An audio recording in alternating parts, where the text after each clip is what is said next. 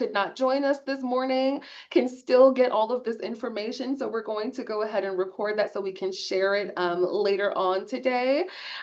So please feel free to follow along as we go through the day today. I see a lot of people. Hi from Bangladesh. Hi from France. This is very exciting. And we're super excited to see you all this morning and to continue your journey as we enter into the rest of the summer and into the fall semester. Okay. All right, so I am going to go ahead and share my screen so that we can follow along with the presentation. And like I said, if you have any questions throughout the day or throughout the morning, please feel free to let me know. We want to make this day as informative as possible for you all. So please, please, please be sure to let me know if you have questions throughout the day. All right.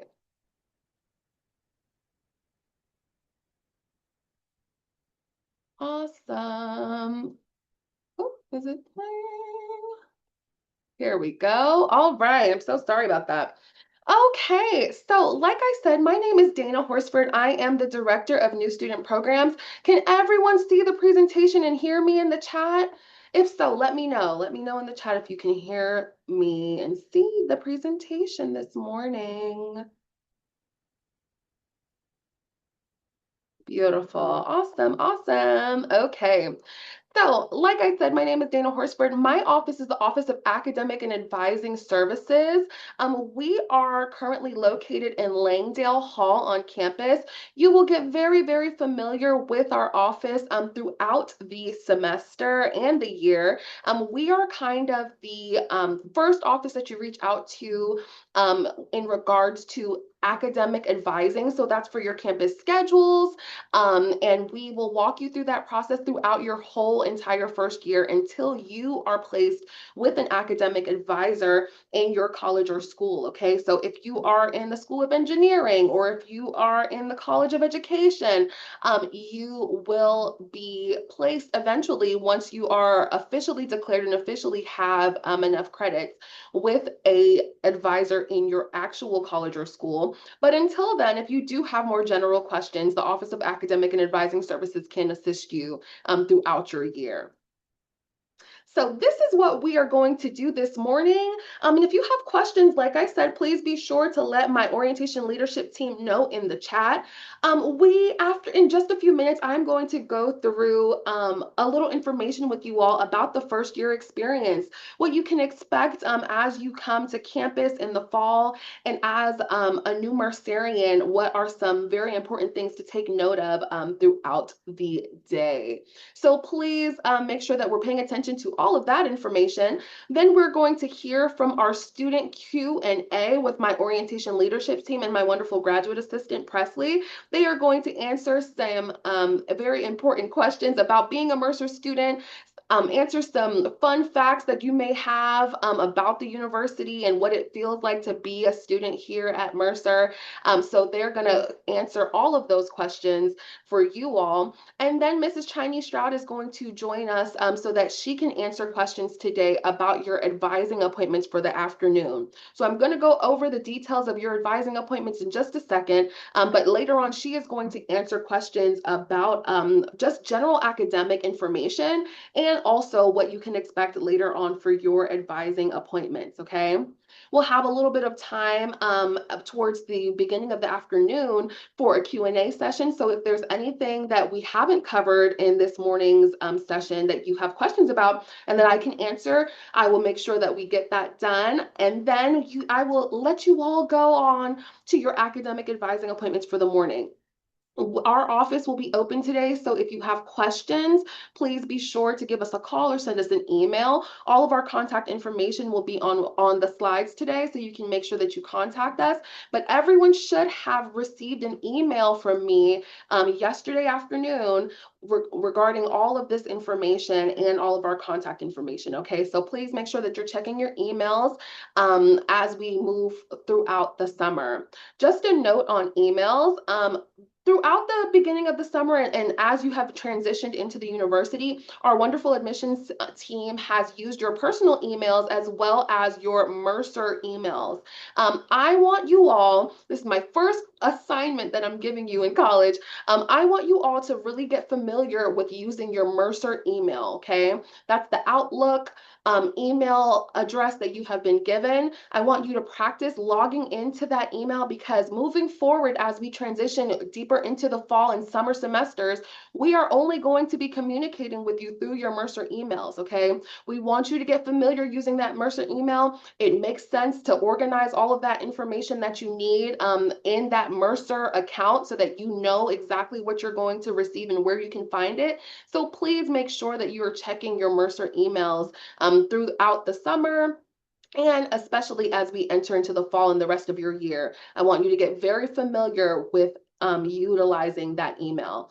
Just a note, it's really easy to just download the Outlook app onto your phone once you get logged in so that you can always stay on top of when you receive emails and you can send them for your phone and receive them directly to your phone in case you don't have a larger device around at the time. Okay, so just make sure that we are checking those emails. So, congratulations. You are now a Mercer Bear. We are very, very excited to get to know you and see you. And I want you all to know that this is a great, amazing accomplishment. Okay, we're very proud of you all. I know the transition from college, from high school to college, can be rough sometimes. So, as a new Mercerian, we are here to support you through your journey. Okay, we want to make this transition as seamless as possible for you. So that's why our staff is here whenever you have a question. Okay, we want to make sure that you are utilizing your resources. Where you're going to hear that a lot as we go through our presentation today, because we really want to make sure that you, as a new Mercerian, has everything that you need in order to be supported throughout this transition. Okay, I know it can be a little nerve-wracking sometimes, but please know that everyone on campus is very excited to meet you. I always say Mercer is a very unique place because everyone is genuinely very, very nice. Very nice, very willing to be helpful and to get you to the right place and give you the right information.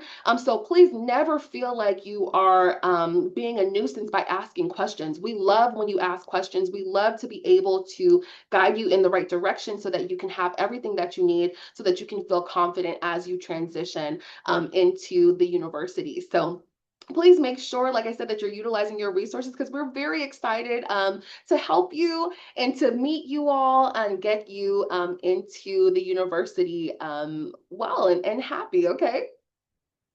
So I want to highlight some of the information that you should have seen on the welcome email that I sent you yesterday, okay? So at the top of the email, you should see your name, and then you should see your MUID or your student ID number. This is a very important number that I want you all to know because this is how we can quickly identify you on campus, okay? So whenever you're sending emails to any of your advisors or your professors, I want you to go ahead and include that MUID on your emails. So please make sure that you start learning that and get to familiarize yourself with your number, your student ID number, because that is going to be the way that they make sure that they're talking to the right student. They're going to make sure that they pull your accurate information and that you get the correct guidance and help that you need throughout the year. So your MUID is like your personal identifier that is going to let all of our campus faculty and staff know exactly who you are. Some people may have the same name. I'm sure I'm not the only Dana in the chat, but please make sure that you are including that MUID on there so that they can make sure that they're talking to the right person, okay? Also, you should see the college or school that you have identified to the university that you will be joining when you come in the fall, okay? So like I said earlier, that might be the School of Engineering, the School of Music, the College of Business. There are many, many colleges or schools inside of the university. So if you notice that the college or school that is listed on that welcome email is incorrect, I do want you to reply to that email and let me know so that we can get you into the proper college or school, okay? Because that's something that we would have to change with our admissions team and in our system, all right? Awesome. Also, on that welcome email, you will see an advising appointment for the afternoon. Okay. So, this is very, very important. I want you to make sure that you are paying attention to what time your advising appointment is. You should see listed the advisor that you will be meeting with. And their Zoom location or Teams location, or whichever way that they are planning to meet with you this afternoon, listed on that email, okay? You'll also see the time of your appointment. Everyone has been given a 20-minute appointment if you were registered for orientation today. So if you were registered officially with through our university for the orientation session today, you will have an advising appointment this afternoon, okay? If not, if you just missed your session and you're joining us this morning, I want you to look at the information I've shared with you for the proper ways to contact the correct advisors that can get you into an appointment this summer, okay? So whether that be you're in the College of Liberal Arts and Sciences and you see the Zoom, the appointment link that is listed, or if you are in the College of Health Professions and you see the contacts for public health or kinesiology, I want you to make sure that you are reaching out to whoever you need to so that you can make sure you have an official and full schedule as we enter into the fall, okay? Students, just a note about advising appointments, and I know Mrs. Stroud will go through this in a little more detail later on, but please, like I said, make sure that you're paying attention to the time. It is going to be your priority to get to those appointments on time. I want you to make sure that you try to get to that waiting room maybe about 5 minutes before. If you do have to wait, that is totally fine. Your advisors may be in the previous session, so please make sure that we are just patient and waiting. They know that you're there. They'll get an alert and they'll let you in as soon as they finish with the previous appointees. So please make sure that we are on time for advising appointments. And again, if you have any issues with your advising appointment, the instructions on what to do are listed in that email. Okay, so we want you to reach out in case you have any trouble with your advising appointment this afternoon. Okay, wonderful. You will also see links to your dean's meeting videos for the summer, okay? So we have, during our in-person orientation sessions, meetings with the deans for each college and school. So they want to talk with you all so that you can know what some of their program requirements are. So please make sure whenever you get a chance that you go and click on the correct dean's meeting link for your college or school. They're all listed and categorized by which college or school that you will be joining. So please take some time later on to watch those videos. They're about 45 to an hour long.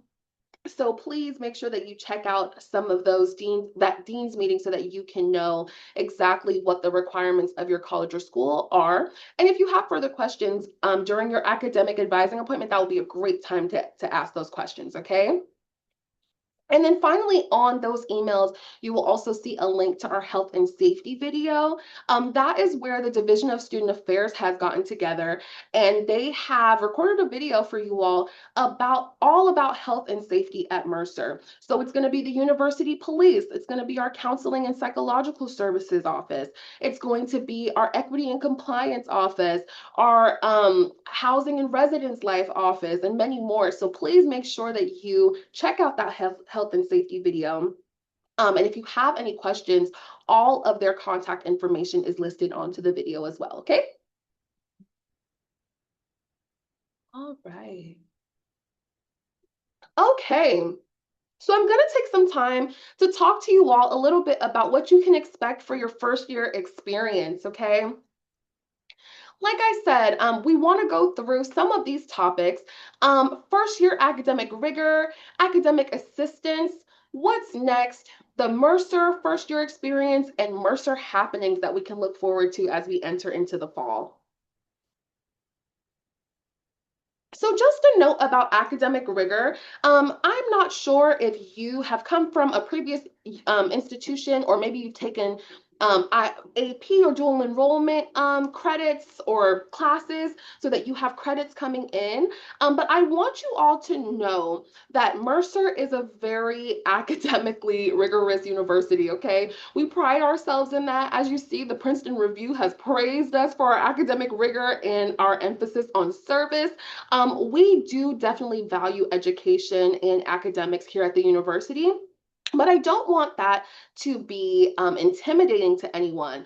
Like I said, using your resources is going to be very, very, very important at the university.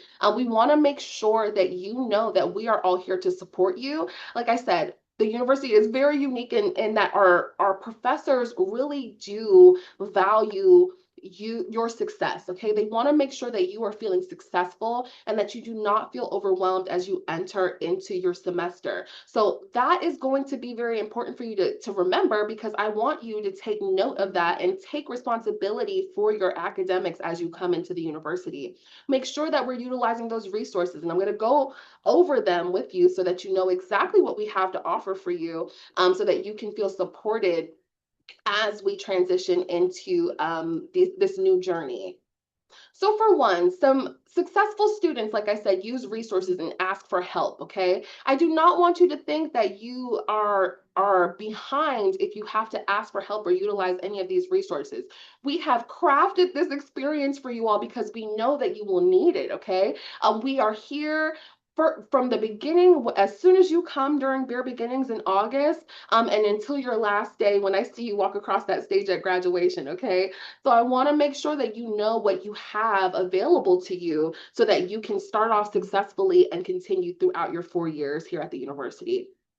So one, all of my first year students will be placed in a University 101 class, and in there you will be placed with an instructor who will be your academic advisor for the year. So I know Mrs. Stroud is going to go over that in depth later, but know that you will have access to your academic advisor for the year every week. You're going to see this instructor, okay? So please make sure that you're communicating with them and making appointments and having conversations with your academic advisor, because that is going to be that person who is with you throughout your first year, but until you declare, okay?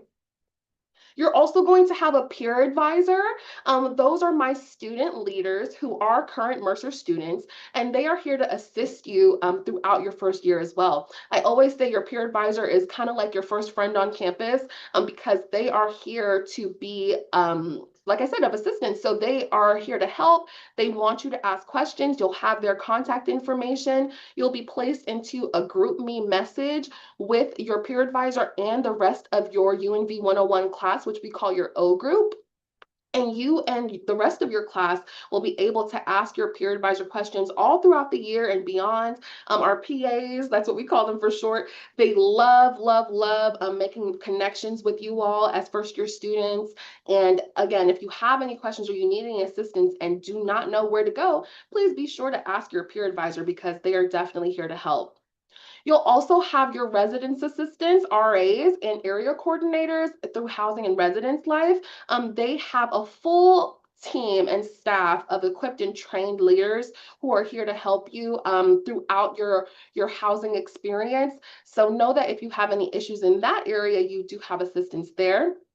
We also have our Academic Resource Center. Their contact number can be seen right beside it. That is our tutoring center that all of our students utilize throughout the year. So they have tutors who are available to help you at all times of the day, and all of their information on their website. You can see their schedule and what tutors you can visit during which times for which classes. It's very organized, it's very wonderful, and all of our students really say that it's very helpful to have this resource center available. They have study rooms there where you can go in case you don't want to go to the library at any point. And their staff is just very helpful in assisting you throughout your academic experience here, okay? They also station SI leaders inside of the classrooms for certain classes. So I know my orientation leadership team is going to talk a little bit about that and their experience with that. So yeah, they are very wonderful and a great resource that I would tell you to use from the beginning, so that you can make sure that you are keeping up with your classes as we go through the year. Also, our counseling and psychological services office on campus, we shorten it and call it CAPS. Our CAPS office is amazing. It is included in your tuition that is paid. So please make sure that you're utilizing those services. If you just want to talk to someone, they do all types of counseling sessions, whether that be group, friend, peer counseling, relationship counseling, or just personal one-on-one counseling. They have all of those services. And again, more of that information can be found in that health and safety video. Our access and accommodations office, that is their contact information there. If you have an accommodation that you need to make sure that you can be successful in classes, I want you to reach out to our access and accommodations office as soon as possible so that you can complete the proper paperwork and submit the proper documents that they need to make sure that you can get that accommodations before classes begin, okay? So please check out their website. If you just go onto the Mercer website and search access and accommodations, you will find all of that information. And I want you to make sure that you have all of that put in place before we head into the fall so that you can be successful from the beginning, okay? Our Office for Student Success is also wonderful. They are very, very helpful with connecting you with different offices that you might not even know are available. So if you have a need that you don't know where to start, you don't know where to go, our Office for Student Success does a great job of assisting with just general questions. So let's say you're having trouble and you don't know if you need to talk to the bursar or to financial aid. You can just ask the Office for Student Success and they'll direct you to the correct office. So they are very wonderful. They also do different success meetings that you can schedule in case you're struggling or want to have a conversation with someone outside of our CAPS office. You can contact our Office for Student Success as well. My office, Academic Advising Services, is also listed there. Like I said, we'll be with you throughout your first year as you transition academically from a student into a student in your actual college or school. So please know that our office is also here to assist. And then the Office of Student Affairs, like I said, they will be in that health and safety video talking to you. But if you have more general questions, you can always contact the Dean of Students. And our Mercer Police number is also listed. I do ask that all of my students include the Mercer Police number in their phones. Of course, you can just call 911 in case of emergency, but their emergency and non-emergency lines are also really good to have on campus in case you see anything or you want to report anything or you need any assistance throughout the year. So all of these resources are here for you, and please know that you can utilize them at your discretion, and we encourage you to do so so that you can have a successful year.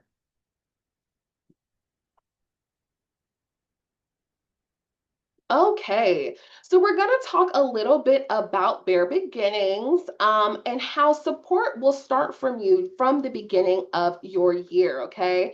Opening days is our residential move-in. That's what we call your move-in. So the Housing and Res Life office will assign you a time. You'll get an email this summer about which day you will be assigned to for move-in, okay? So we have 2 days this year, Friday, August 14th or Saturday, August 15th. So you'll come in, you'll get settled, you'll move in.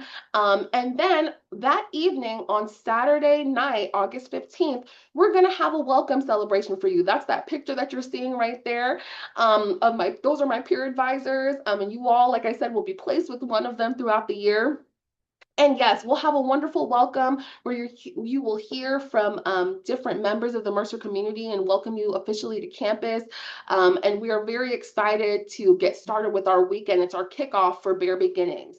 So Bare Beginnings is a 2-day session. You see it listed. It'll be Sunday and Monday of your move-in weekend. And that is where we will walk you through many, many sessions in order to get you onboarded and officially comfortable and welcomed welcomed into the university. All right. So we will have an opening picnic hosted by our fraternity and sorority programs. We'll have Bear Fair. That's when all of our campus orgs will come and visit you all, and you'll have access to all of them and see exactly what campus has to offer. You'll have various student O group sessions with your peer advisors to walk through some important and mandatory information that we have to go over with you about joining the university. And then you'll also have academic advising meetings with your actual UNV advisor for the year. So, like I said earlier, your professor or instructor in University 101 will be your academic advisor for the year. So you're going to have a time during Bare Beginnings to get to have a one-on-one meeting with them and make sure that you feel equipped before you begin classes on Tuesday. Okay. So please, I would, like I said, would encourage you to get all of that sorted through the summer, because as we get closer to the beginning of the school year, it does get a little harder to make changes to your schedule as classes are filling up. So I want you to make sure that you have that conversation today, so that you can be productive and have a productive advising appointment today, so that in very beginnings you don't have any struggles there. Okay. So yes, you'll have time to make minor edits during Bare Beginnings, but we want you to have those conversations about scheduling, especially throughout the summer.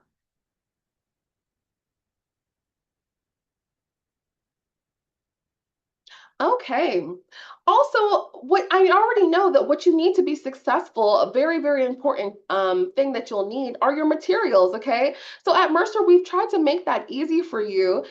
We have something here called our Bear Book Bundle. And through the Bear Book Bundle, you will be able to have all of the necessary materials that you need for your classes. Okay. So, once you go to our Bear Book Bundle website, you will be able to see what the cost of your materials will be for the year. So based on how many credits you take, your books will cost a certain amount per credit, okay?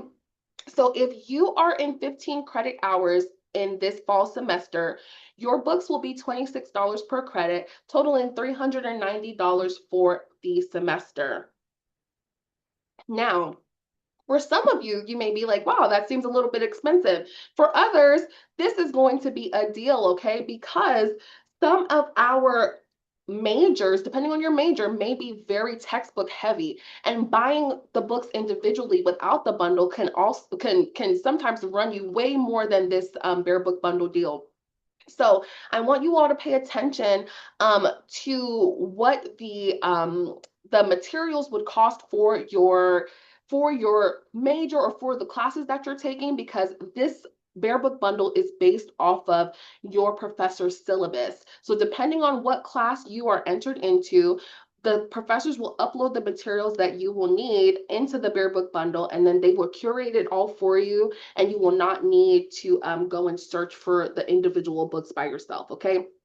So it's just to make your life a little easier, and they've packaged it up very nicely for you. Then you'll head over to the university bookstore, and you'll be able to pick up your books once school begins, okay? So I encourage everyone to go ahead and check out that website. Make sure that you are keeping up with what works best for you, and then visit our bookstore so that you can definitely grab and gather your books before you enter into the fall semester, okay, when you come for Bare Beginnings. All right, we're going to transition into talking about some exciting news.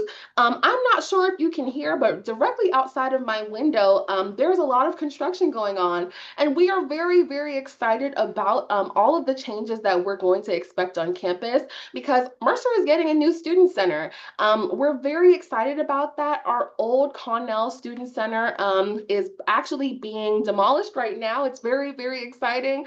They have all of the construction going on right now. And we have been every day going out to seeing the progress. It's happening so fast. We're very excited about that, because we know that our new student center, which is expected to open in fall of 2028, is going to be beautiful. We've seen some renderings, and it's very exciting. And we can't wait to have all of the new dining options, and just having access to that new building, which is planned to be beautiful in the next upcoming years. So I want to just make a note that while construction is going underway, our wonderful campus has made accommodations and honestly have included even more options for our students for dining options and different common areas that you can visit in place of our student center. So they're all going to be listed there, and I'll include this document in your follow-up email later on so you can take a look at it. But I encourage you all to head over to our Building for Bears website where you'll see more information, and please note that we are very excited about this new development that is planning to come. So campus is coming underway. We're very excited about all of the new changes, and we can't wait to see what our new student center is going to look like. And finally, I want everyone to save the date, okay? As you all know, our new president, Penny Elkins, Dr. Penny Elkins, will be. She has already begun her journey here at Mercer. She's been with us for a very long time, and we're so excited to have her as our 19th president of the university. So we have our inauguration scheduled during the fall semester on October 29th. So we do encourage you all to come to the inauguration. You can bring your families, bring your friends, because it's going to be a very exciting event that is scheduled to happen on that day. We're very excited to have Dr. Elkins with our university still, and especially in this capacity. So please be sure to mark your calendars and join us for that in October. All right, so that's all that I have for you this morning. I'm going to transition into our student Q&A session. So I'm going to stop sharing my screen for just a second, and our orientation leadership team is here. There they are. And they're going to take over and join us. And Presley, my graduate assistant, is going to be moderating and asking some questions. If you have other questions that you would like to ask, please be sure to drop them in the chat, and I will make sure that they get those answered throughout their Q&A session, okay? Wonderful. Hi, we're the orientation leadership team. My name is Neely, My name's Ishva. I'm Chris. and we're just going to be answering some like common questions to help you get familiar with campus and Mercer and like life at Mercer. All right, what is the best way to get to know people on campus? I would say that that's just being like really open to the experience and like during bare beginnings when you're going through, try to talk to as many different people as possible and really take advantage of bare beginnings and everything like that and talk to the people next to you in class and all that kind of stuff and join organizations just to meet a large variety of people. How can I get involved with campus organizations? The best way to get involved with campus organizations is to just look for things that you enjoy doing before college and try and do them in college. At the beginning of the year, there's an event called Bear Fair, which everyone's welcome to come to. All of the campus orgs are going to be, they have a tent, or not a tent, a table on the intramural courts. And so that's a great way to meet people and join orgs that you're interested in and get involved. What on-campus job opportunities are available to students and how can I apply? So I actually have a few on-campus jobs, and the best way to apply is using our platform or like Mercer's version of Workday, where all offices, if they have available jobs, they'll post them on there, and you can just apply through there. Are there any vegan or vegetarian options to eat on campus? So yes, there are. I am a vegetarian. All of our dining options have vegan and vegetarian options. Sometimes if you don't see them, you can always ask and they'll provide them for you. What is there to do on the weekends in Macon? There's a lot of different options, especially in the fall semester. We have an organization called QuadWorks, and they put on like different events for us throughout the year, especially in the fall semester. Every weekend, they put on like a little event kind of like on campus, so students have something to do on the weekend. Like they will bring out like a petting zoo or water slides, just like a bunch of random fun things. There's also, I mean, studying is sometimes a big part of a weekend at Mercer, but also like We're close to there's a lot of different shopping malls and different things. Mercer always offers something to do, and like football games in the fall, basketball games. There's a lot of athletic events to attend. So yeah, there's always something to do. Chris, what is your favorite thing to do on the weekends? Coming from an athletic background in high school, I always enjoy going to like the football games or like the baseball games in the spring, as well as hang out with friends. I always enjoy taking the weekend as like a break from school while still being proactive, but having that extra time to really just hang out and relax. I also really enjoy the off-campus dining options. There's a lot of great restaurants downtown and in the surrounding Macon area. What are your favorite restaurants in town, and what are some more affordable options for dining off campus? Um, I would say my favorite restaurant in like Macon is either the Rookery, which is downtown, and it's like a staple in Macon. It's been open for a really long time, and they have like burgers and fries, and they have really good milkshakes. And I also love Yola, and it's actually walkable to like from campus. It's really close to campus. Um, and there's a lot of different options. We have like H&H, is it H&H cafeteria or It's just H&H? H&H. H&H. And they have like a lot of good like southern home cooked meals, and there's a lot of different options. We have different kinds, like different types of foods all downtown. And downtown's not very far from campus either. So there's a lot of different available options. Ishta, what does a general class day look like for you? So for me, I've gotten um, a pretty laid back schedule as I've come into college. When it comes to class size, I don't think I've had more than maybe 30 people. So it kind of just feels like high school, but it's obviously college, but also depends on where you went to high school. Some teaching styles that I've come across a lot, it kind of depends on the subject that you're studying. Sometimes, and it also depends on the professor as well. So sometimes I'll have to like teach myself everything, or like I can go to office hours and learn it from the professor personally, or sometimes in class, the teacher or the professor will like teach you everything that you need to know. But it kind of just depends on the professor and your workload. But you always have office hours, you always have SI, stuff like that. Chris, what can you do if you're struggling in a class? The best thing you can do if you're struggling in class is to go find help yourself. Professors are very willing and able to help you. They want to see you succeed. They're there for you. And if your professor isn't available, the ARC on campus in the historic quad, there's tutors, student help. Like there's a lot of different things on campus that can help you succeed in your classes. What are some things you can do to balance social and academic organization life? I would say like finding that balance is like kind of more difficult first semester of freshman year because college is very different from high school, especially since you're like for a lot of people moving away and not living with your family. So it can be kind of difficult. I would say like really focus on getting all of your schoolwork done during the week. So then in the weekend, you can have more time to like do things on a social level and have more free time and everything like that. Just always prioritizing that balance because you don't want to burn yourself out with academics, but also knowing that that is why you're here. So I would say definitely the first semester of college is when you're going to really find that balance. And what do you do if you're feeling overwhelmed with classes or life at a new school, or maybe you're homesick? I would say like reaching out to your friends and telling them like the situation, asking for help. Also, I know that Chris and Ishva talked about it, but there's the ARC, which stands for Academic Resource Center.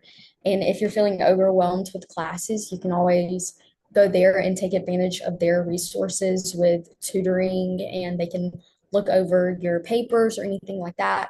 Also, Ishva talked about SI, which stands for Supplementary Instructor, and a lot of courses offer it's kind of like additional classes that are taught by students who have taken the class before, and that's a really big help because it's kind of like if maybe you don't understand something the way the professor is teaching it, but you can understand something like from a different perspective. So those are my biggest ones when I'm feeling overwhelmed on an academic level. On more of like a personal level, Mercer does also offer something called CAPS, and it's counseling and psychological services, and it's free to all students, which I mean, it's you're paying for it in your tuition, so it's definitely great to take advantage of that. And they have something called same day solutions where you can call and talk to someone and kind of tell them what's going on. And maybe even if they're available, book an in-person appointment day of if it's something really serious.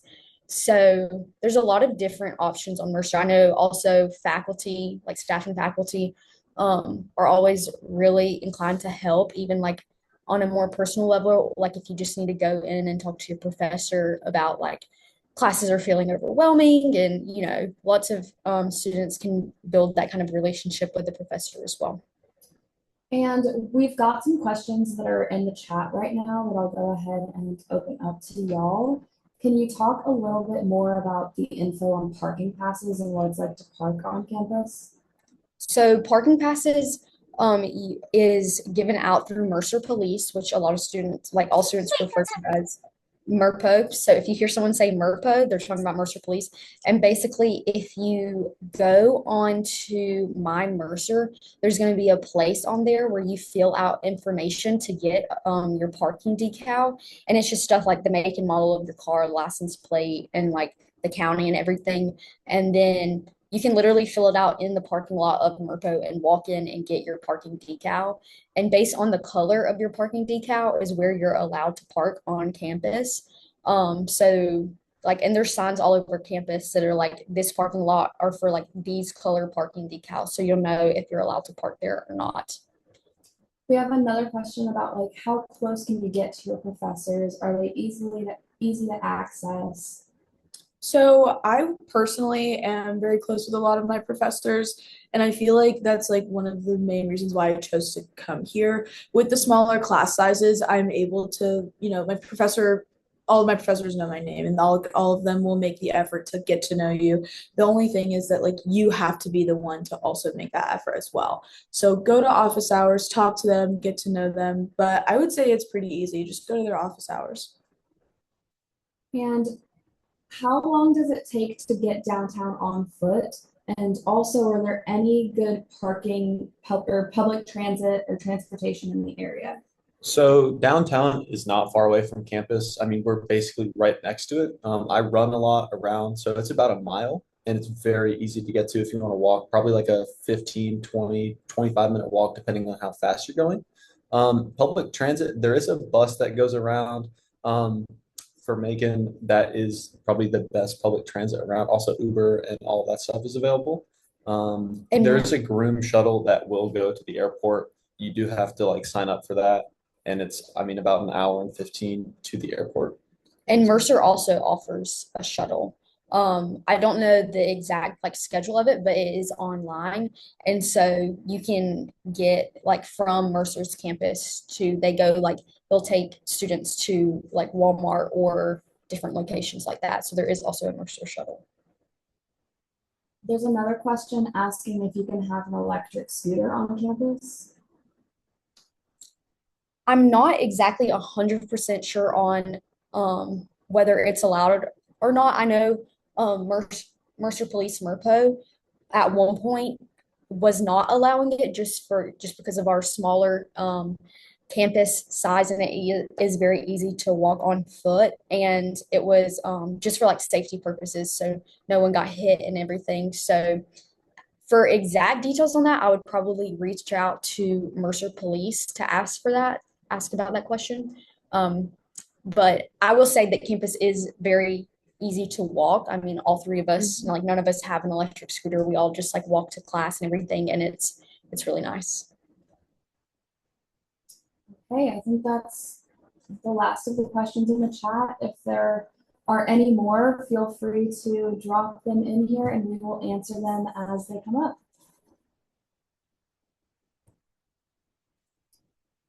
And there's also we have one more question on our little sheet for you guys, and it's what is one piece of advice that you would want to give people who are just starting off at Mercer? So we'll just go through all three of us and kind of give a short little answer for that. Chris can start us off. Okay, awesome. So, the biggest piece of advice that I have for you guys coming to Mercer in the fall is that you should get to know your professors. One thing that I struggled with was making those connections. I am a biochemistry pre-med person at Mercer, and it is really good to know professors when you're going through the med school application process, and as well as trying to find like research and just generally getting help from them. The more you know your professors, the more they're able to help you. And honestly, they're really cool as I've gotten older and actually learned to get to know them. They've been really helpful, and I've seen them just around Mercer or even around Macon, and it's just cool to experience them outside of the classroom setting. My biggest piece of advice would be to not go home on the weekends. I feel like that's something when I went into college, I felt like I was going to be going home a lot because I'm very close to my family. But once I got here, I really took advantage of all of everything that Mercer has to offer. And I really think that, you get out what you put in. And so I know I have a couple of friends who their first year really went home a lot and they didn't have as at home a lot on the weekends and they didn't have as many like connections and they didn't feel like as they were like plugged into Mercer as they could be. So I would definitely say to like stay here as much as you can. Obviously, you want to be around your family and there are times that you really should like need to go home and that's really good for you. But I would say to definitely, stay here as much as you can and really make connections and meet new people. My biggest piece of advice is to let everyone know that it's okay to take breaks. A lot of the times, whenever you're studying, you feel the need to like always be studying, but it's always important to make sure that you're taking those breaks and refreshing your brain, going outside, taking a walk, talking to your friends, or just, stepping away from the books and the lectures and stuff like that for even if it's just for like 10 minutes. That's always something that has helped me is taking breaks. All right, we have some more questions in the chat. Um, is making new friends as scary as it sounds? So in my experience, at least, in the first semester of my freshman year, everyone's in the same boat. Like everyone wants to talk to everybody. So it's really only the matter of who's going to talk first. So my biggest piece of advice for that is go up to someone, talk to them, ask how they are, where they're from, because you never know if that person also wanted to talk to you. And Chris, what is a normal day like for you as a bio pre-med major? As so for me, a normal day is, I go to my classes and say I have three classes on Monday, Wednesday, Friday. So that's 3 hours of class. And I will say, probably a few hours of studying, doing work in the afternoon. I do stay active. So like maybe I'll go to the gym for 45 minutes and then I make sure to get my meals in. Hanging out with friends is really important. So I try and stay social and make sure I go to bed on time. Um, Outside of that, there's obviously things that I will do on my own free time that is specific to me, and you'll have time to do the same. Um, but it's not as you're coming in as a freshman, it's not super different from anything else because you're taking those gen ed classes. As you get older and will become like a junior and a senior, it does switch up a little bit, but that's for later down the road. And what are some items that most students forget to bring on move-in day? I would say I mean, I was kind of like we're all rising seniors, so it was kind of like a long time ago.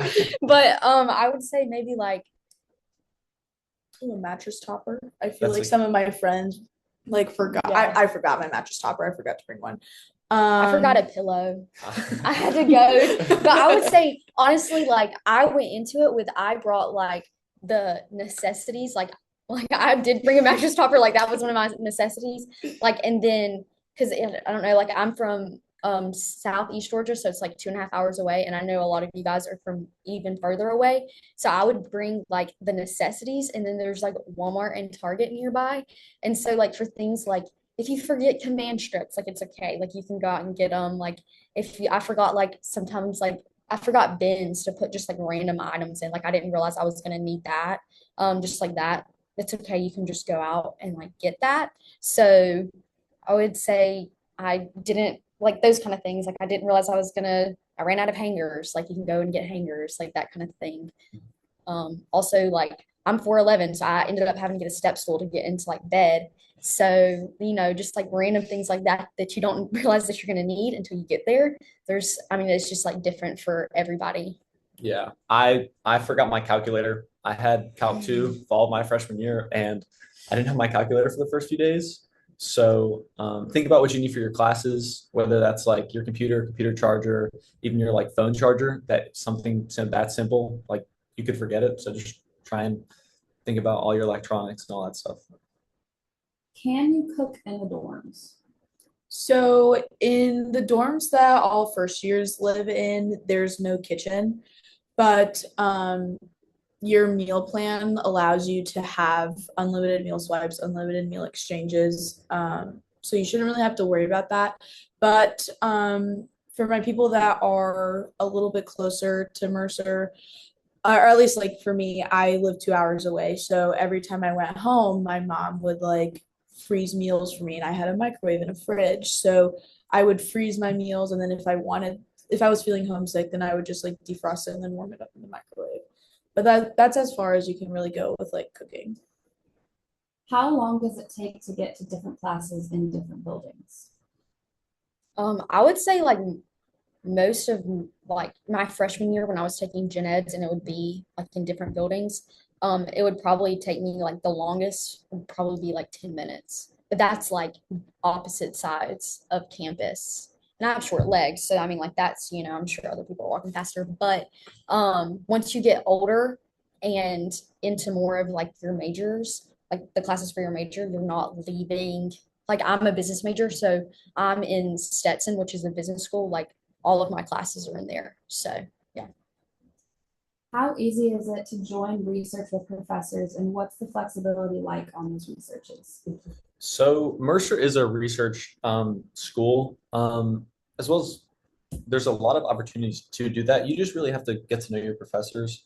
And sometimes they might be like, oh, like my research is full, but they could have seniors graduating. So you just have to keep trying and talk to them. And that's really why it is important to get to know your professors. There is a lot of opportunities available, even with like the med school, or I know that there's bio research, chemistry research, maybe there's physics or engineering research that you want to do. So there is a lot of opportunities available. Have any of you participated in a study abroad? Um, I went on a Mercer on Mission, which is similar to study abroad, but it's kind of through like a different program. So I was in Rwanda, Africa for about a month, and basically we were there. Study abroad is kind of like you're taking a class in another country, but Mercer on Mission is like you're going and working, like you have like obviously more mission centered.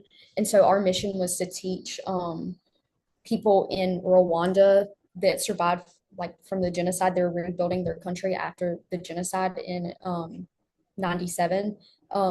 Just teaching them basic business skills, and kind of like everyone there is a lot of people there are entrepreneurs, so how to grow their business and account for their money and how to keep track of everything, and just teaching them business skills and marketing skills and all of that kind of stuff. So that that's not exactly a study abroad, but it's very similar. It's usually but we do offer study abroads for like a semester. You can go for a year, or you can go for a week over spring break. There's a lot of different options. Yeah, so I went on a study abroad to Galapagos, the islands right off Ecuador on the equator. That was a lot of fun. It was over spring break. We flew into Ecuador. I forget how long the flight is, but it was a really long flight. And we were in the city for one day. It was awesome. Carnival was going on, and so that was a lot of fun. But once we got out to the Galapagos Islands, we ended up hiking along the islands and going inland and observing all of the wildlife, blue-footed boobies, a lot of the lizards, even some of the marine life. We ended up snorkeling. I saw a few sharks and a lot of cool, colorful fish that I wouldn't normally see here, like around Georgia or Florida. But it was a really fun as well as really, it was a once in a lifetime experience. I don't think I'd have the opportunity outside of college to go do that. So I definitely would recommend doing that. It also looks good on a resume. All right, we have a few more questions and then we'll move on to our next thing. Can we bring instruments into our dorms and is there anywhere we can rent a piano? I think you can. I would also reach out to the music school because they would know more about renting pianos. And then I'm pretty sure there's also like practice rooms within the music school. But yeah, you can bring instruments. But like when it comes to practicing, I would suggest doing them in the practice rooms. I have a saxophone at home that I'm thinking about bringing for my senior year. I haven't played in a little bit, so I might be rusty. I'm probably going to invest in a dampener just so I don't annoy the people I live with and around. But I would suggest it if that's your passion. Definitely like keep doing it and probably get involved in a campus org that is also centered around that. Where is your favorite place to hang out in between classes with the student center under construction? Good question.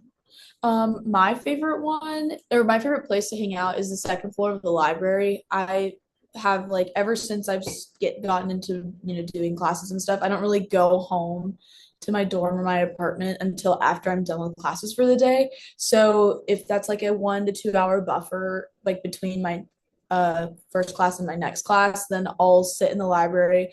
More than likely I'll find a friend. If not, I'll like catch up on some work, read, or something like that.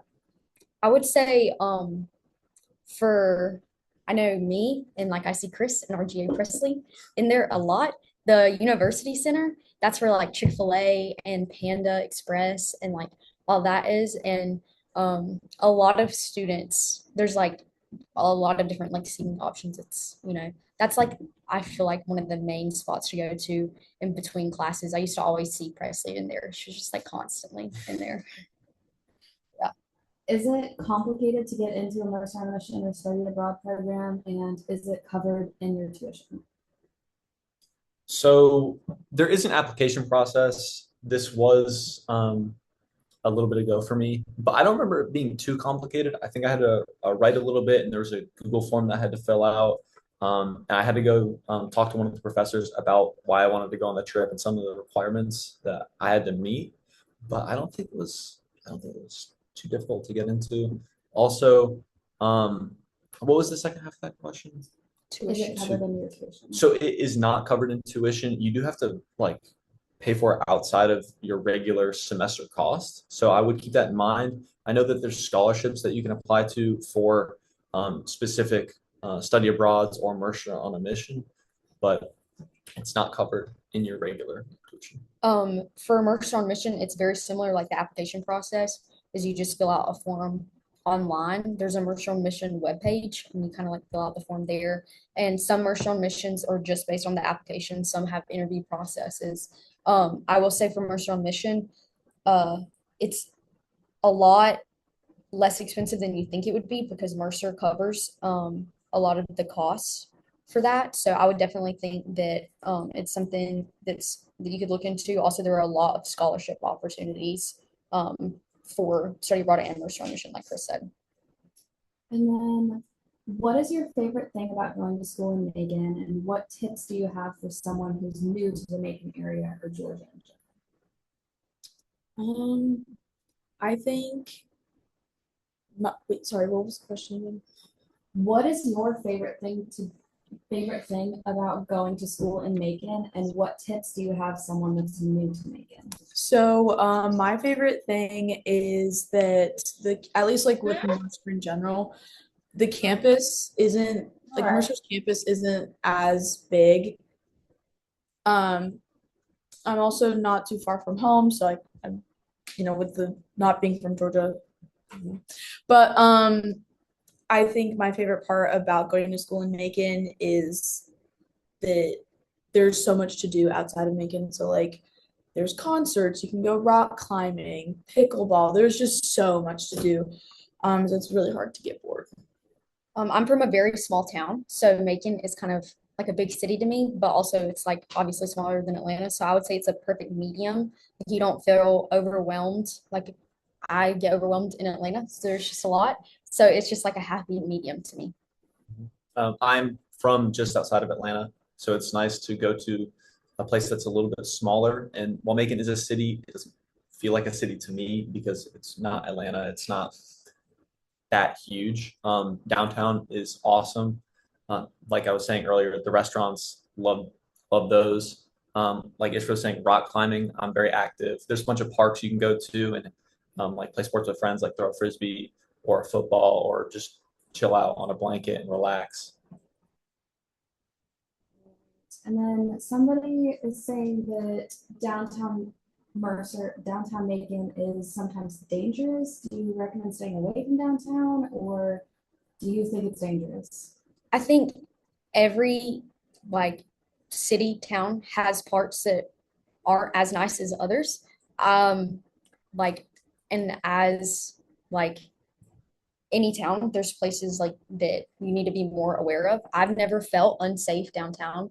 Um, but then again, like also it's also smart to like go places with another person, but that's just like general for everywhere. Like no matter where you are, you just have to be more like aware of your surroundings. So I've never felt unsafe downtown.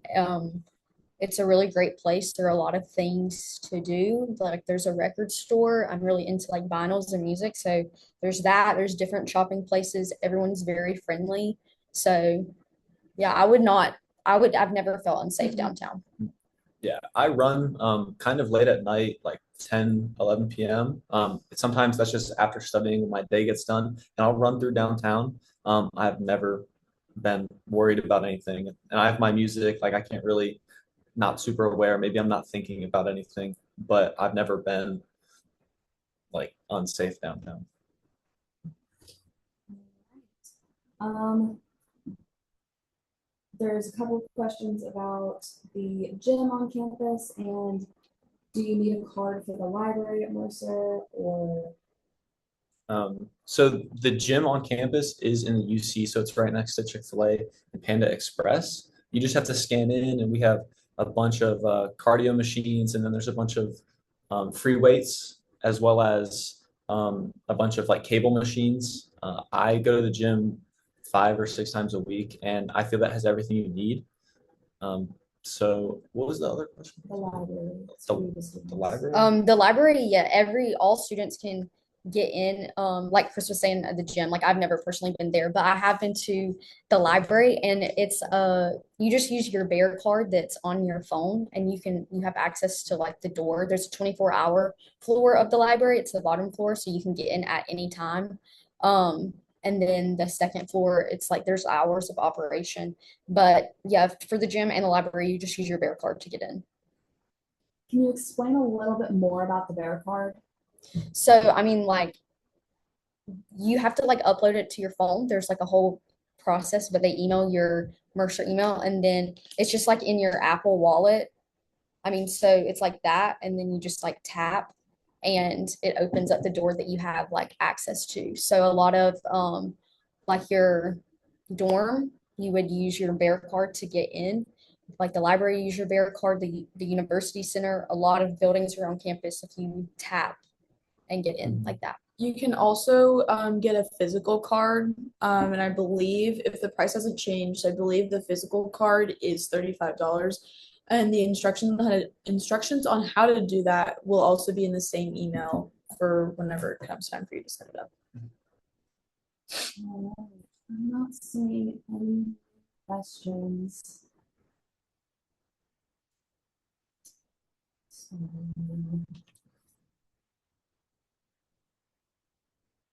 hey, if y'all have any other questions, we will still be monitoring the chat and we'll be answering them in the chat as we continue our session today. Okay, well, thank you guys. Thank Thank you. you. Thank you so much, Orientation Leadership Team. Our wonderful OLT, that's what we call them, have been with us throughout the summer, leading our summer in-person orientation sessions. And you will see them all more throughout the summer when you come back in the fall for Bare Beginnings also. So please make sure that if you have more questions, like I said, they will be monitoring the chat today. So make sure that you ask them as the rest of our morning goes on, okay? So we're going to go ahead and transition into the next portion of our day. Mrs. Chinese Stroud and Miss Erin Smith are here to lead our session about academics. So please make sure that we're listening up to hear some of that information. Good morning, everyone. I'm so excited to be here and share some great things academic related with you. Again, my name is Chinese Stroud. I'm the coordinator of academic programs. I'm going to share my screen shortly, and myself and Miss Smith will take things along. So give me just a second. Let's see. Share.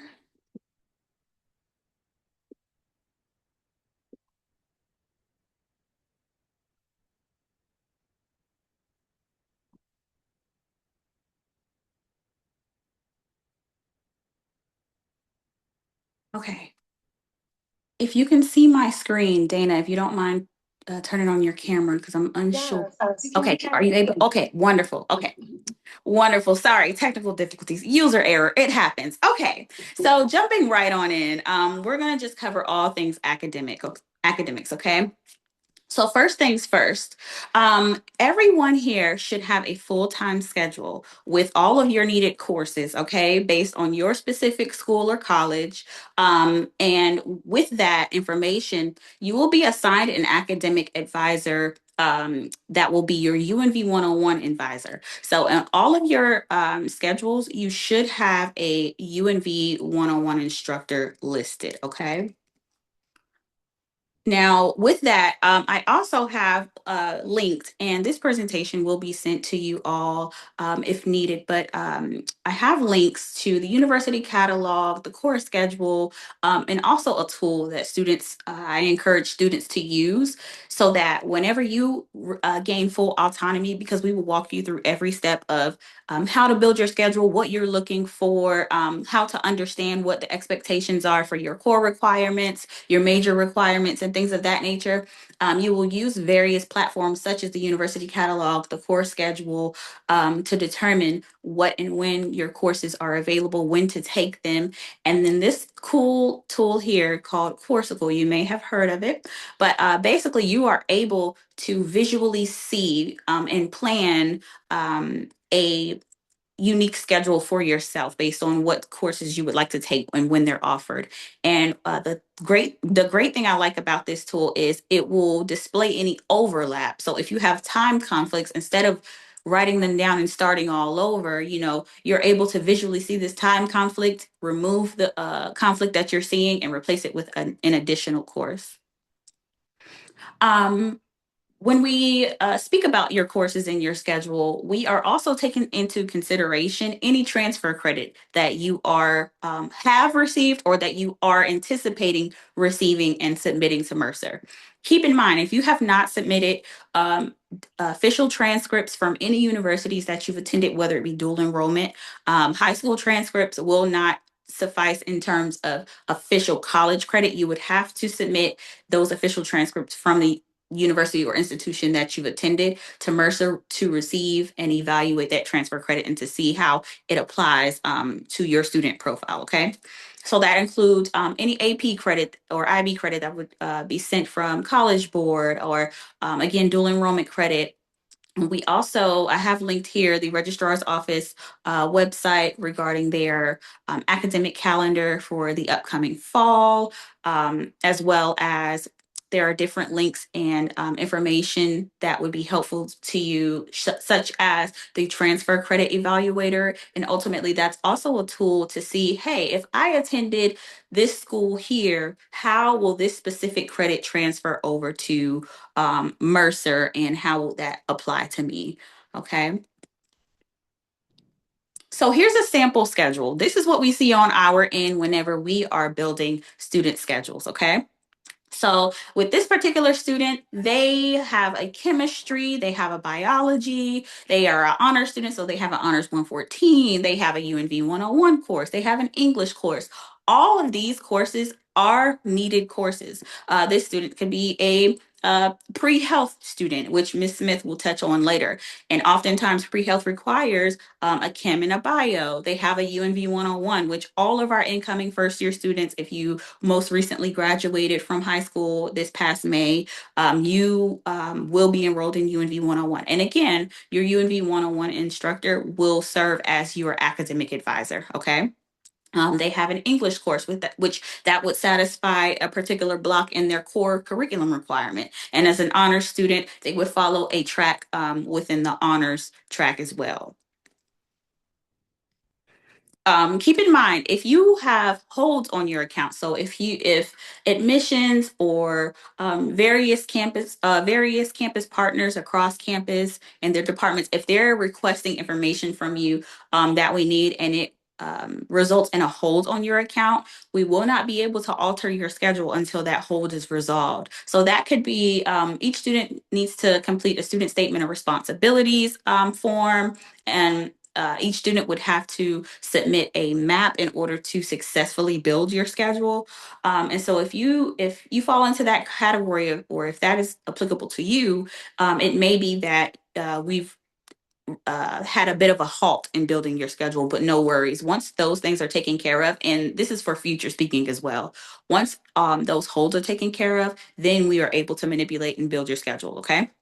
A few more tips regarding advising. So we always shoot for at least 12 to, well, I say 14 to 16 credit hours. However, each student differs, right? So some students will take 18 credit hours. Some students will only need to take 12 based on however many credits that you've already brought in, how it applies to your major, how it applies to the 120 credit hour limit. So the more that you've brought in, you may be able to take, a bit of a break your first year or your junior year, to slow down a bit. But some students may be coming in, on a full whim, like, hey, I need to take at least 16 to 17 hours. And ultimately, all of these courses that you take, it could be that, throughout the week, you have a total of 4 to 5 classes, but the credit hour in itself, they range between 12 credit hours and 18 credit hours. At 12 credit hours, you are considered full time. Okay. There will be possible changes to your schedule throughout the summer, especially as I've mentioned, if you are anticipating receiving any sort of transfer credit, any sort of AP credit that has not already been evaluated. Okay. So keep in mind if you later, pull up your schedule via my Mercer and you see that something has been removed, something has been added, we are purposefully manipulating schedules to make sure that you are on track based on what you are bringing in. Okay. Placement exams. So you are able to take placement exams during their beginnings. Keep in mind you have the math placement exam and you have a world language placement exam. If you've taken a language that Mercer offers in high school for at least 2 years and you plan to continue on with that language here at Mercer, we are requiring you to take the placement exam. Why is that? It's because you have a level of understanding of that language that could potentially give you credit towards institutional credit towards that particular language, because you in certain colleges or schools you have to take a, let's say for example, a Spanish 1 and a Spanish 2, right? Spanish 111, Spanish 112. Well, if you are proficient in Spanish, you've taken it for 2 years in high school, and you take that Spanish placement exam, it could very well place you on a higher level Spanish to where you have already satisfied that 111 and 112 credit. So then you don't have to physically take it here at Mercer. And that applies to any language that we offer. So I definitely encourage you to take that placement exam. With math, everyone should have received an email indicating your math index score and where that would place you currently. If you are not satisfied with that current placement, I encourage you to take the placement exam.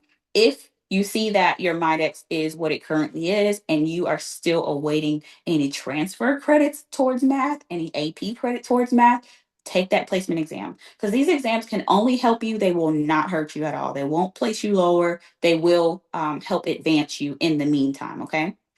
And then you will have during Bare Beginnings additional opportunities to meet with your academic advisor, additional review of your schedule. And during the add drop period, we would be able to, help navigate, okay, what classes are available, if I can shift around my schedule a bit, and so on and so forth.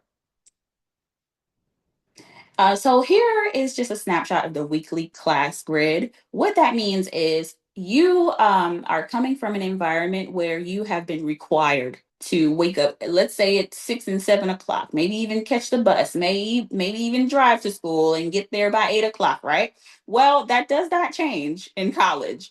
The only thing that does change in college is we offer courses from the morning into the evening, okay?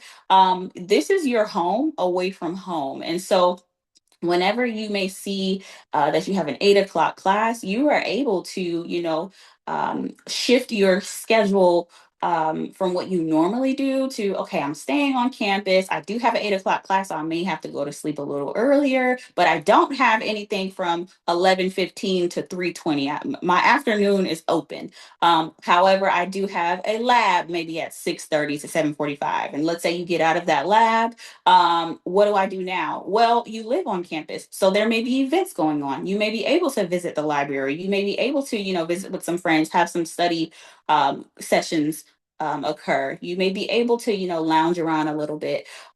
So don't look at this weekly class grid as an overwhelming grid, but look at it as, okay, so this is an example of what my schedule could look like. I could have a class at 8, 11, and 5, whatever the case may be. But with these other open time frames, I'm able to utilize my time effectively. So I've mentioned UNV 101, and basically that is our first year seminar course, basically encouraging you to become acclimated to the Mercer community. I've seen various questions in terms of like how difficult is it to make friends? How can I connect best? Well, I'm telling everyone now, UNV 101 is the perfect opportunity to connect with your peers, okay? You will see your peers every week because since all first year students will have a UNV 101 class. You will see your peers every week, okay? There will be course content covering how to help you navigate becoming a Mercerian, how to help you navigate what to expect, how to enroll yourself and advocate for yourself in your courses, how to register for the spring semester, how to effectively communicate through email, how to connect with your instructors, so on and so forth. You will also have a peer advisor alongside you in your UNV 101 course with your UNV 101 instructor, who is your academic advisor, right? We also will host FYI Wednesdays sessions that cover need to know topics. So that can be, best studying tips, how to gain more knowledge towards financial aid. We are partnering and co-collaborating with various departments on campus to ensure that you are prepared and you are successful, not only in your first year, but throughout your undergraduate experience as a whole. Like we are exposing you to all that you can become, all that you can experience. And so this is the prime time to become involved.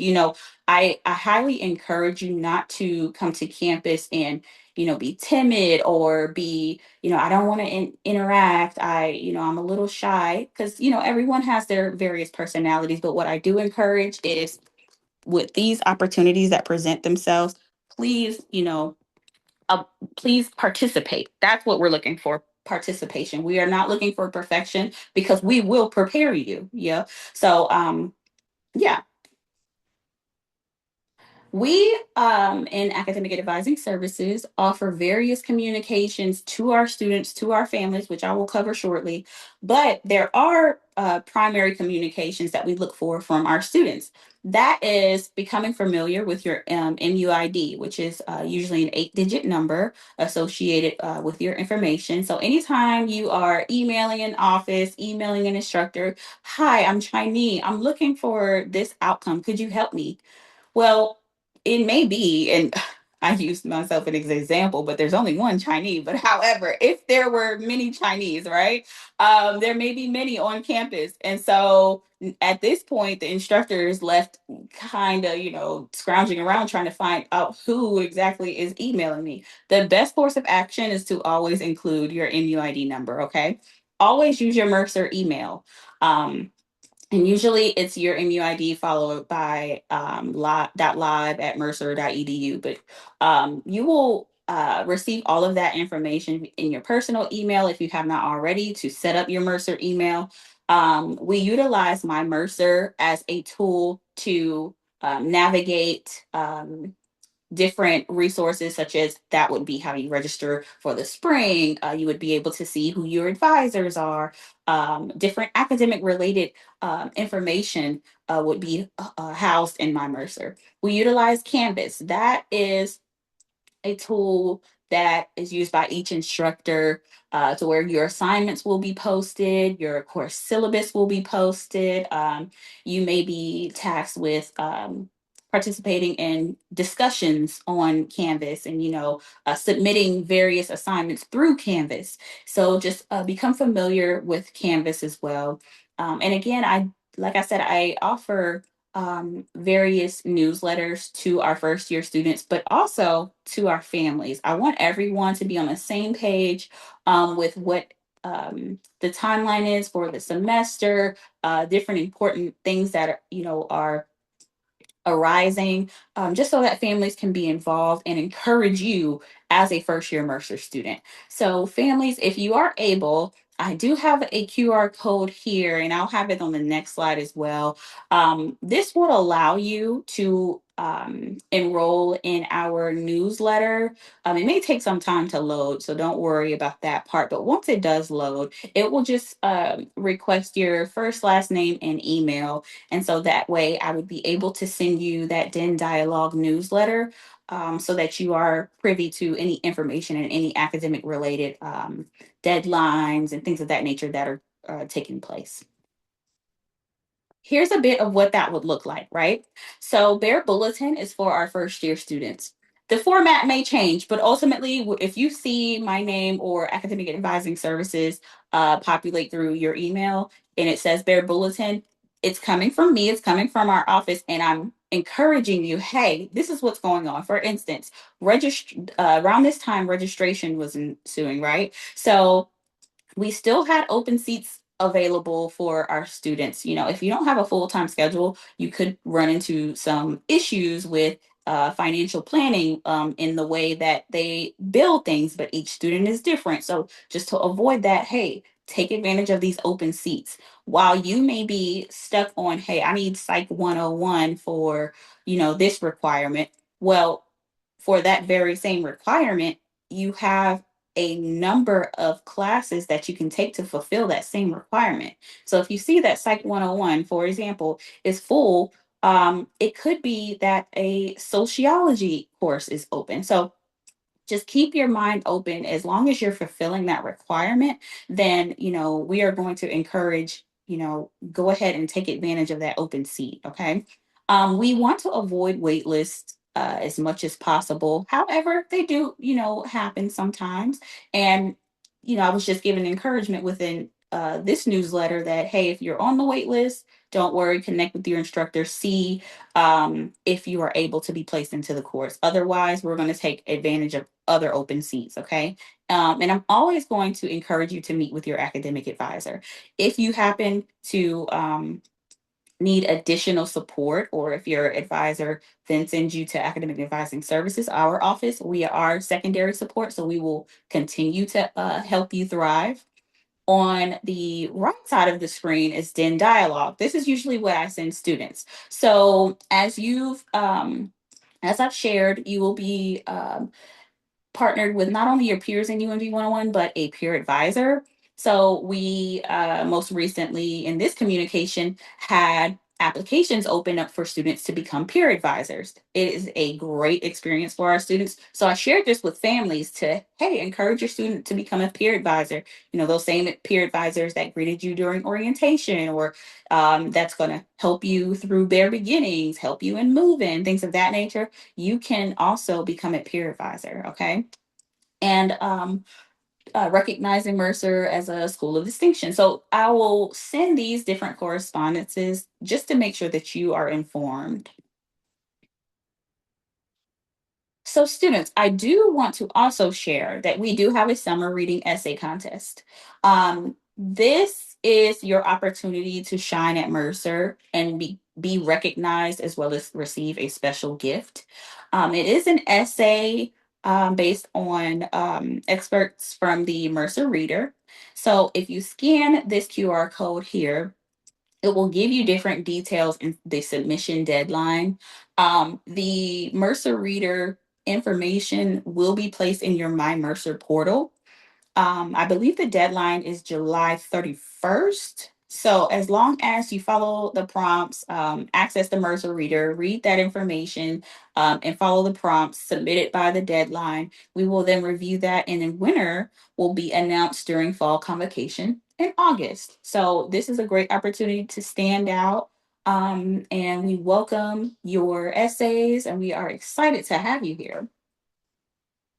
Keep in mind, as I've mentioned in for Bare Beginnings, summer orientation will not be the last time that students will receive an advising appointment before school or classes start. Okay, we have Bare Beginnings. We have the first week of class during the add drop period, so there will be ample opportunity for you to connect with your advisor to review your schedule once again, just to make sure you are on the right track. And from here, I will allow Miss Smith to take it over.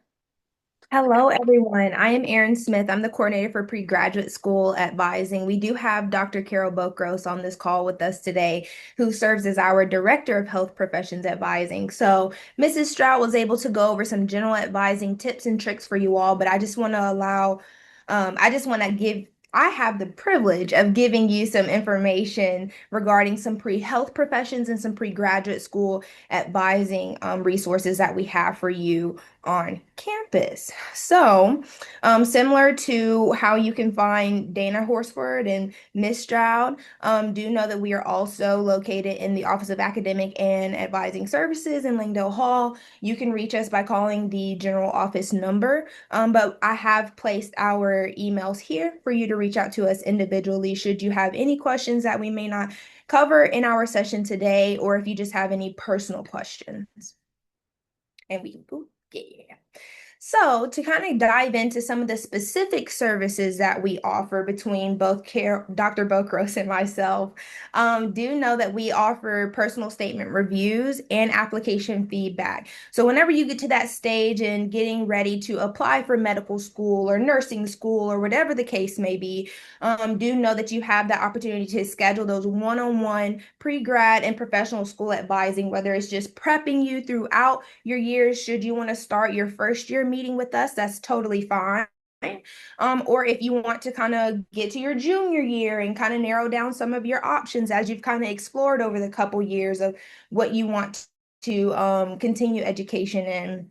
But as far as weekly drop-in hours, we both offer those. Dr. Bokros works through Bear Pulse, so she will have sign-up opportunities for workshops as well as advising meetings, things like personal statement reviews and application feedbacks. But I also offer weekly drop-in hours for the same thing for general graduate programs, but I can help with some general advice for pre-health professions.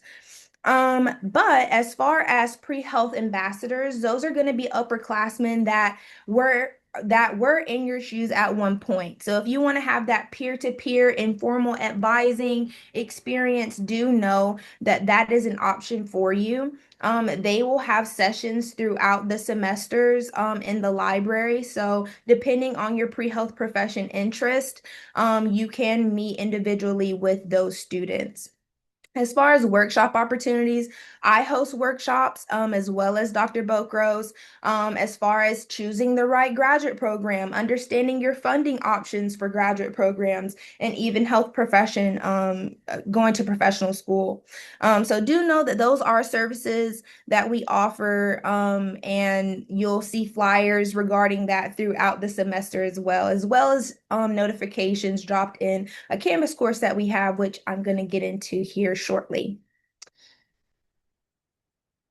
So, like I was saying, this GPS course, so similar to where all of your other academic courses will be, this will be one that you can scan this QR code and self-enroll into this course. So we want you to take advantage of your online resources, this being one, and I will go into like a deeper detail of what this course entails.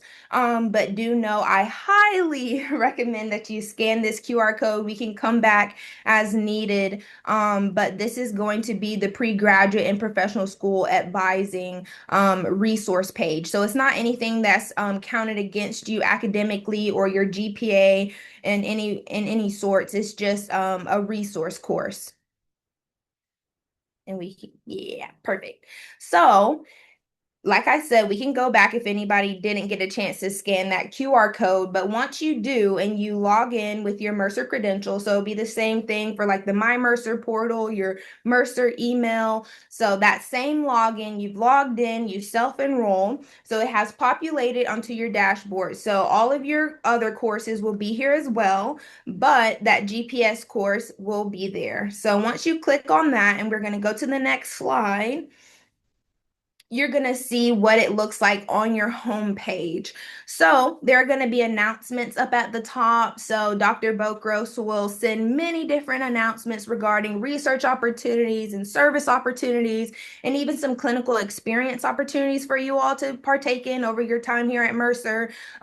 Yes, there will be a lot of notifications. I encourage you to look at those daily, just because you never know what opportunity may pique your interest and you may want to sign up for it, or put yourself out there. But as far as just any pre-something information, this is the courses you can find all of those resources. So if right now you're on a pre-health track and you're wanting to go to pre-med, or I mean you're wanting to go to medical school, that's totally fine. But should you want to change your mind and become a lawyer or a pastor, do know that you will have access to those resource pages as well.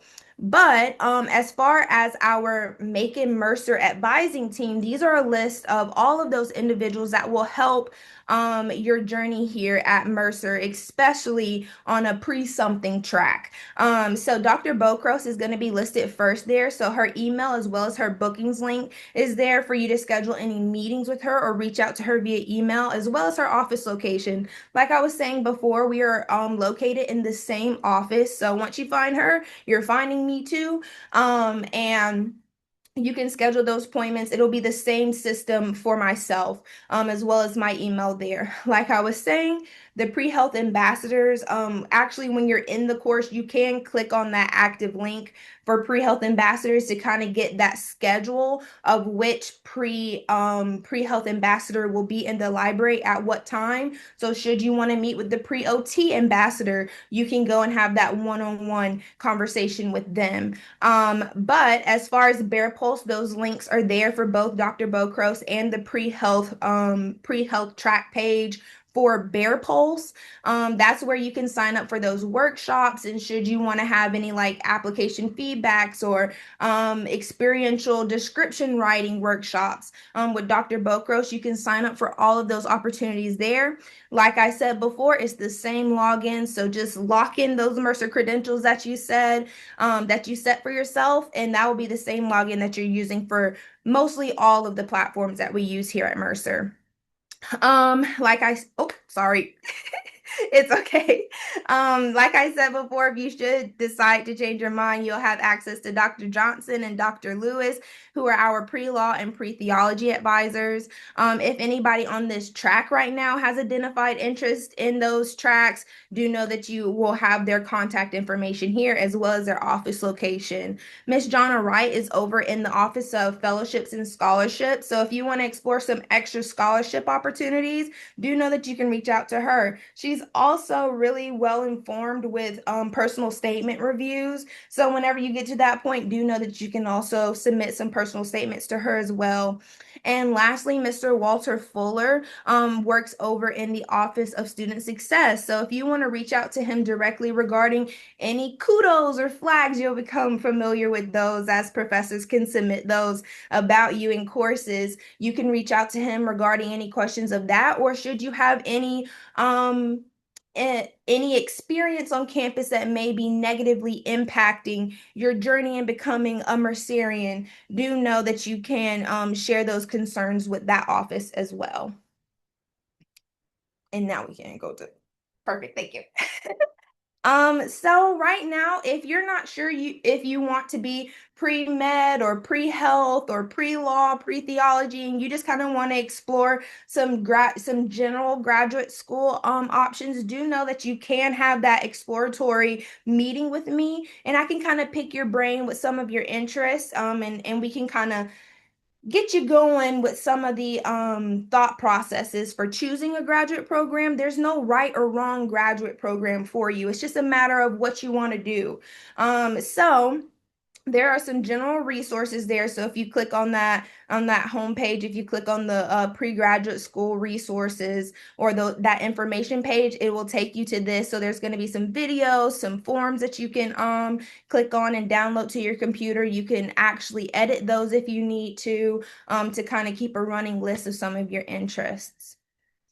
And we can go to the news. Awesome. So I'm sure lots of you on this call are pre-health. You're interested in going to a professional school of some sort. All of these track pages will be available to you. So should you be pre-nursing now and you decide to go pre-PT at some point, do know that you'll have access to all of these track pages and can review all of the resources that we have here for you. No, you do not need to know this by the first day of class. You will have your entire time here at Mercer to become well informed of the information we have provided in this Canvas course, as well as the specific information for preparing for the specific professional school you're interested in. So we can go to the next. So once you click on the pre-health track that you're interested in, so for example, this is preparing for graduate school for anesthesiologist assistant. So this is going to be a lot of links for you to click and explore for preparing for that graduate program. So there's going to be action plans for each of these interests, which is actually going to be on the next page, the next slide here, so that you can kind of understand what you're looking at academically for your plan over the next couple of years here at Mercer, and where you need to put in some of the prerequisite courses that these programs require for admissions. Okay, and we can go to the next slide. Sorry, I had started reading. But here is a more deeper dive into that action plan that I was mentioning. So once you click on that pre-health track that you're interested in and you click on the personal action plan link, it's going to be an actual Excel sheet that you can download to your computer and make edits and save it throughout the next 4 years or 3 to 4 years that you're going to be here at Mercer. And this is kind of mapping out what that would look like for your prerequisites for those courses. So it's going to map out the courses that have prerequisites, at what semester you can take those, and then as far as like when you can start preparing to submit your applications or take your standardized testing before you can apply for the program of interest. So do know that this is something that you can download and edit as needed. All right. So if you have any general questions about advising between Dr. Bokros, myself, and Mrs. Stroud, we definitely can tag team some of those questions. But if you have anything pre-health related, do know that Dr. Bokros is on the call and she can chime in at any moment if she has anything she would like to share. But yes, I'm so happy to see you here in the fall. And yeah, I'm gonna just open the floor for any questions you guys may have.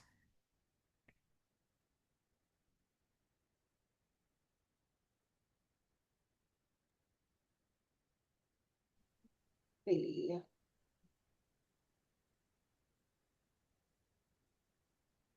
How do you sign up for the 4+1 program? Which program are you talking about? I think that's Sheila. Yes. Because there are multiple 4+, 3+, and 2+ programs. So if I know which one you're talking about, engineering, public health, are Engineering. I think you will talk about that with your engineering instructor. I think you have to qualify for that 5th-year master's along the way. So I think you have to become eligible before you can sign up. So, but not right away, right? Not right away. So you can just ask your engineering professors about it this semester. There we go. Looks like Presley just submitted some info Thank there. And in your Dean's meeting video that I've shared, I'm sure Dr. Hollingshed has shared some more information about that there as well. Is there going to be a written summary? Oh, can we stop sharing the screen? Hold on. There we go. Is there going to be a written summary of the things said here? Yes, so we are going to send a copy of this recording to everyone today via email. So please be checking your email so that you can see the recording. But no written summary, right? There's just the Well, the video transcript. includes the transcription, so that's yeah. And most of this information is also available on the website, correct? Yes. In various places. I need to change my major from business to biology, environmental science. Do I still need to meet with my advisor or do I get a new one? Mrs. Stroud? Hi, yes, that's a great statement. What I need you to do, let's see, if you can email me your MUID. Let's And her see. email information is in your email that you received today. You should see that under the advising information. You will see her email and she can also reply so that you can have that. But if you send over your MUID, we'll get that changed for you. Will it be sent to our Mercer email or personal email? The recording and the following information will be sent to your Mercer emails. I'll send them to your personal ones as well, just so that you can have them because I have both for now. But just remember that as we move on into the remainder of the summer and going forward into the fall and spring semesters, we really want you to be using your Mercer emails. So if you're having trouble getting that set up, please look on our IT website so that you can get that taken care of, because we want to make sure that you have access to your Mercer email and to my Mercer and all of the necessary resources that you will need as we enter into the fall, okay? Can I add Sure. that the pre-nursing students are going to meet with me at 11, and some of this information is reiterated for them in our dean's meeting video, but I emailed schedules and checklists to all the pre-nursing students yesterday to their Mercer email. So check that before you meet with me in a few minutes. Please check your email. We cannot stress that enough. It's very, very important for you all to get used to checking your email. I know that's kind of different from if you were in high school before. You are going to be required to check your email. You're responsible for that, okay? How can I find the specific dimensions of my room? If you head over to the Housing and Residence Life information page on our website, you will see more information there, okay? Thank you so much to Mrs. Stroud and Ms. Smith and Dr. Bocros for answering questions today. We're going to transition away from the pre-grad and advising questions just to more general questions. So if you do have questions, I'll stay on until we head out for advising appointments at 11 o'clock so that we can answer any of those. Please remember, as we continue to say, to check your emails as we continue forward into the summer and into the fall semester, because we're going to be sending out more communication, and not just our office, but various offices on campus will be reaching out to you via email to make sure that you can get everything that you need handled prior to you coming for Bare Beginnings in August, okay? So if financial aid is reaching out to you, if you see student success reaching out to you, if you see housing and residence life reaching out to you, please make sure that you're responding. Those are not bots messaging you. It's real people sending you text messages or emails, and they want to hear back from you so that they can get those holds handled and dealt with so that you can have productive conversations with advisors or get everything done for the semester. Did you see the question about Yes, rescheduling? I'm going back up. Let Yeah. me see. Do, do, do. Can I reschedule my advising appointment? Mine will take place at midnight here in Vietnam. Okay, so Hillary, I want you to go and do the same thing. Email Mrs. Stroud so that we can get you rescheduled. If you're in a specific college or school like engineering or CHP, the College of Health Professions, you can contact those advisors directly. I've included that information, and I'll make sure I include that again on the email that I'm going to send you all after we finish this portion, so that you have all of the contact information so that you can reschedule an appointment if you need to do so. But if you just want to let us know, like that would be amazing, and we'll make sure that you can get in contact with those advisors so that you can schedule an appointment later on, okay? So no worries.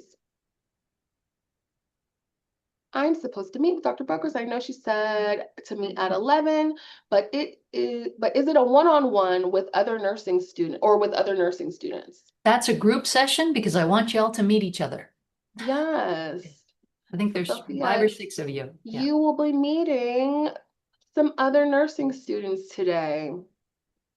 Am I on the right track being in College of Liberal Arts and Sciences instead of health professions? Dallas, what is your major? Oh, pre-pharmacy. Yes.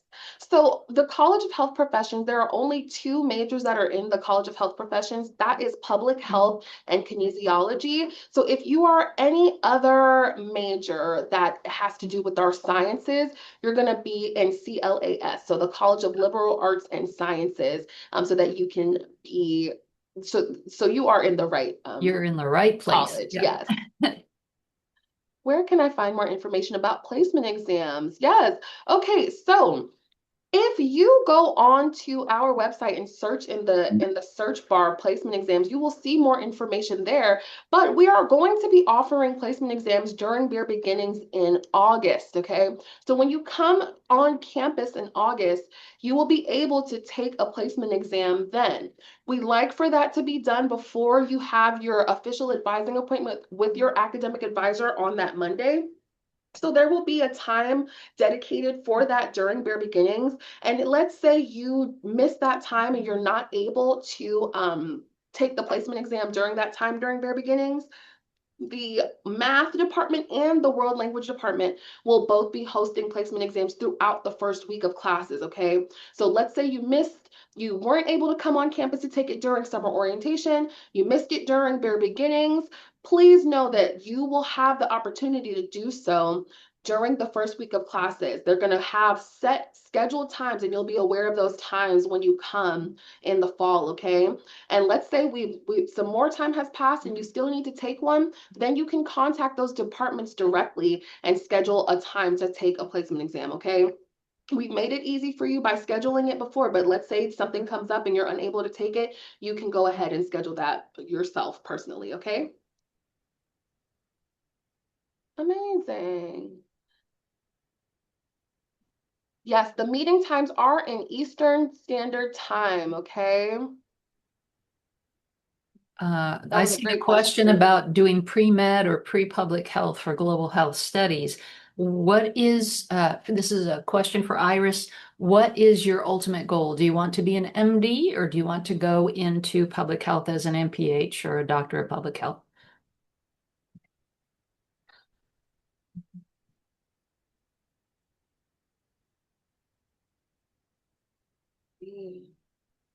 I wonder, oh, okay. Well, if you're a global health studies major in the College of Liberal Arts and Sciences, you can choose. But if you want to be pre-med, we'd want to put you in chemistry and biology this semester if we could, or pre-calculus. Yeah, so I think that's going to be a great conversation to have with your advisor this afternoon. If you bring that up with your academic advisor, they can talk with you a little further about what your plans are, so that we can make sure that you are in the correct college or school. Because, like Dr. Bokros says, there is a difference. It's really just going to depend on what your interests are. So we want to make sure that you have that conversation today. Okay, Iris? And all faculty members have some rudimentary knowledge of the pre-health tracks. And if they're not sure about something, they'll email me. But I'm only meeting with pre-nursing students today, and I'll meet all the other pre-health tracks once fall starts. Do I have to attend one of the GVK or INT? So you are going to select which track you want, okay? So either you're going to be in Great Books or you're going to be in INT. You have identified to us, to the university, which track you want to be on through your map, your Mercer academic profile. So if you have already taken a glance at your schedule in My Mercer, you've looked at your schedule for the fall, and you see one of them on your schedule, it's because that is what you have told us that you want to join as you come in. You have to be in either one. So you have let us know that that's what you want to take. If you'd like to make a change, if you no longer want to be in Great Books, or if you want to join Great Books, you're able to do so. You just need to let your advisor know so that they can make that change for you, okay?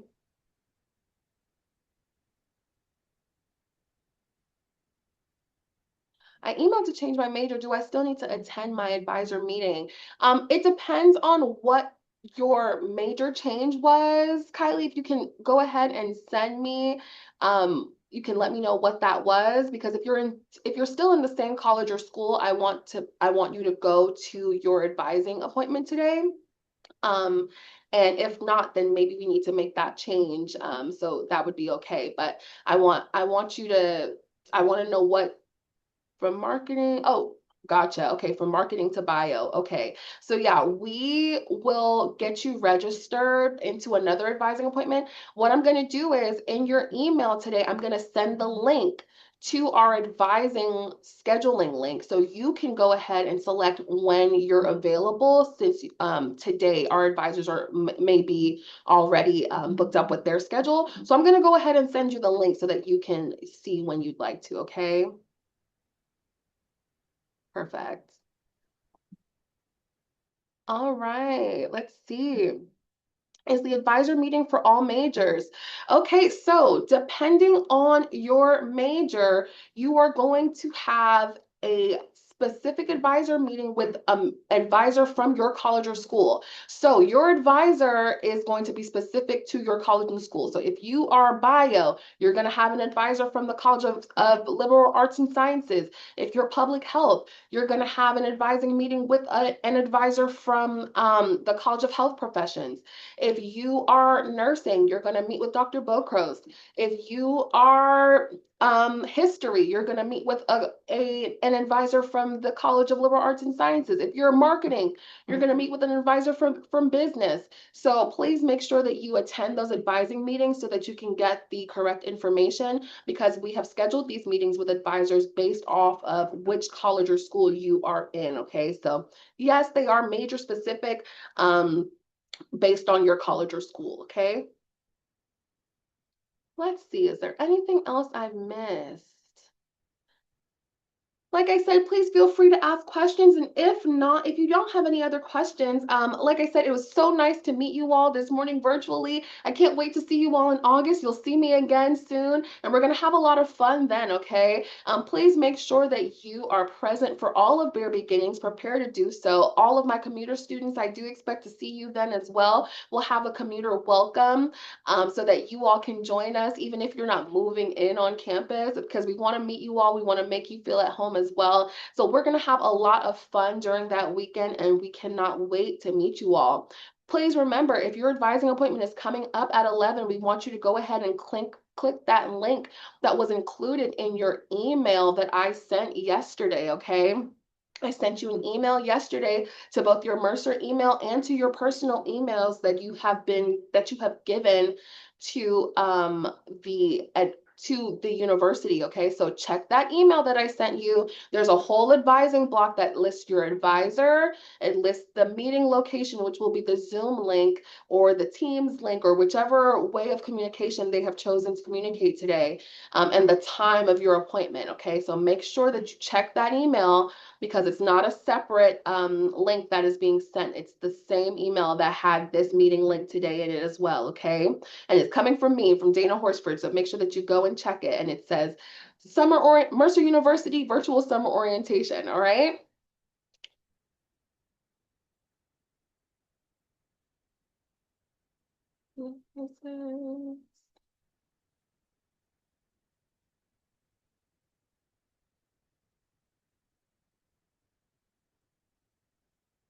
If you are not seeing your meeting link, I'm going to go ahead and put my email in the chat.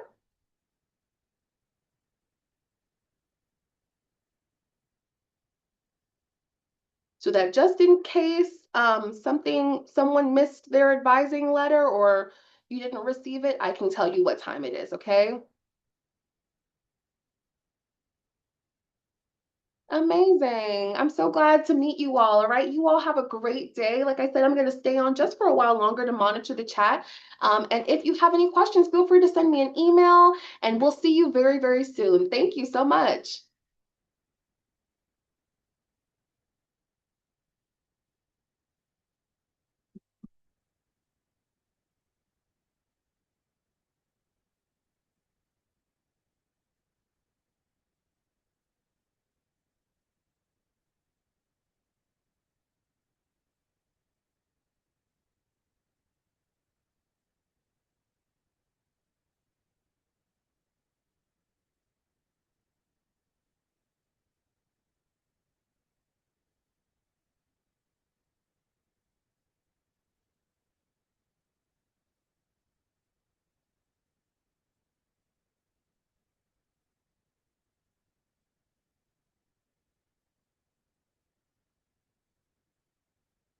Yes, Arifta, I see that you do have an advising meeting today at 11:50 with Dr. Iaz. So please check your email and the Zoom link will be included there, okay?